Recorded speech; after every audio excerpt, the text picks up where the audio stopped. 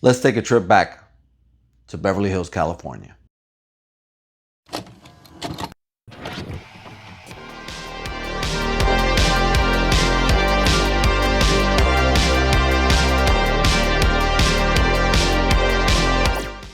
What's going on, people? My name is Alex Thorn, and I'm just a rock and roller who in his downtime likes to watch movies while wearing a bandana. And we are heading back to Beverly Hills, California, because not only did I review Beverly Hills Cop 1, we'll leave a card right up top, we're now on Beverly Hills Cop 2, and that train's going to keep rolling to Beverly Hills Cop 3 and the brand new Netflix original Axel F. Beverly Hills Cop 4.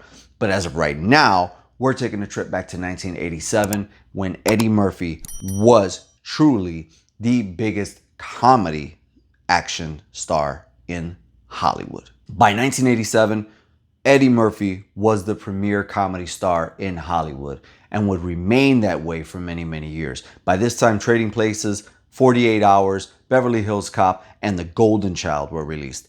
And not only that, his groundbreaking comedy special, Delirious, was in the history books. And in 1987, the same year as Beverly Hills Cop 2 came out, Raw, which is my personal favorite comedy special of Eddie Murphy, would be released. And he was the top star and would continue to be so well into the early to mid 90s.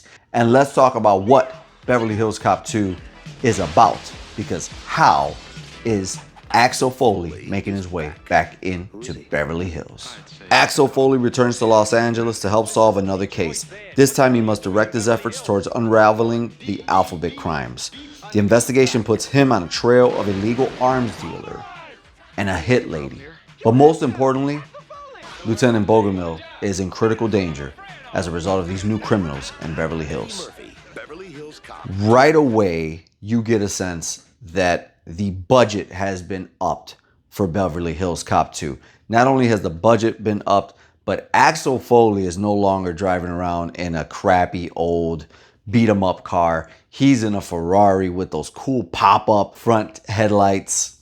He's wearing a suit. He still lives in a small little apartment in Detroit, but he's definitely been given bigger and better cases in his city. Lieutenant Bogomil and Axel Foley are very good friends now, and they even have something planned to get together soon. But as soon as the plans are made, Lieutenant Bogomil is taken out because he's on the trail of these brand new criminals. Word gets back to Axel Foley, and he's back on his way to Beverly Hills. Now, right away, you get a sense that Eddie Murphy is ad-libbing a lot in this movie. And he has the freedom to do so because of his fame, because of his rise in Hollywood.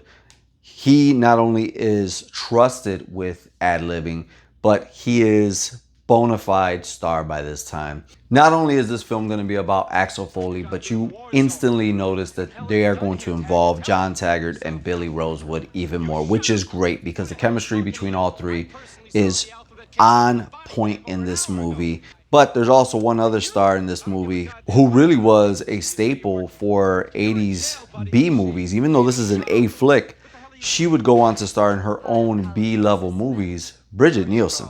I know Bridget Nielsen as a wasted out weird drug addict in reality TV. And unfortunately, her career did not go higher. It just kind of started to come down very quickly. And I'm sorry to say that because she has an incredible look. I love that Eddie Murphy consistently refers to Bridget in this movie as that big bitch over there. Only in the 80s could you get away with this, and probably the early 90s. The action is so much better in this movie than in the first installment. It's something that really stands out right away. There's a lot more chase scenes. There's a lot more gun violence. There's a lot more of Eddie Murphy ad-libbing in situations. There's a situation where he plays like he's delivering a bomb. There's a situation where he plays that he's the head of the health department. There's a situation where he plays that he's just looking for somebody at the Playboy Mansion, which there's a appearance by the iconic Hugh Hefner.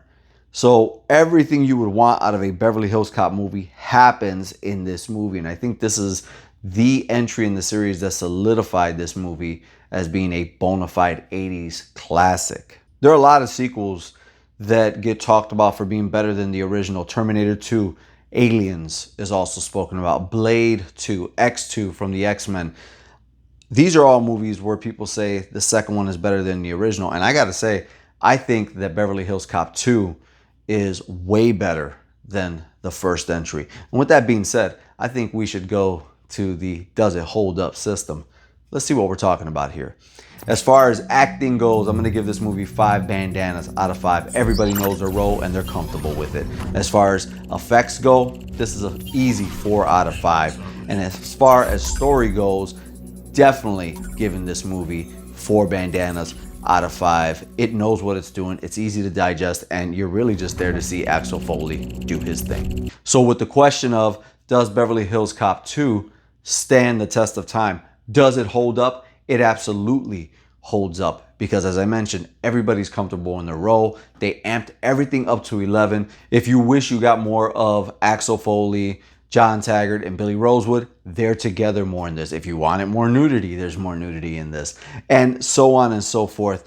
And then everybody else who makes a small appearance in the movie just adds, and there's some bona fide stars that would end up becoming even bigger in the future. Guys, if you want to have early access to these reviews before anybody else, and also get your own laminated Thorn Theater membership card, all you got to do is join this channel's memberships. There's 2 tiers, the intro for plus and the ultimate, and there's benefits to both. On the plus side, you're going to get exclusive shorts, access to polls to help the future of this channel, as well as go behind the scenes with me and have exclusive chats in live. If you go for the ultimate, you're going to have early access to videos. You're also going to be able to ask for your own reviews to movies, and you're going to get that laminated membership card, as well as go live with watch-alongs that is for members only. That and so much more as part of it. If you don't feel like making that commitment, there's always a super chat or a super thanks right here on YouTube. And if you don't want to do that, you can head over to Buy Me a Coffee. I love coffee, and everything you guys donate to this channel goes right back into this channel. And in the latest update from Buy Me a Coffee, when you decide to be so generous,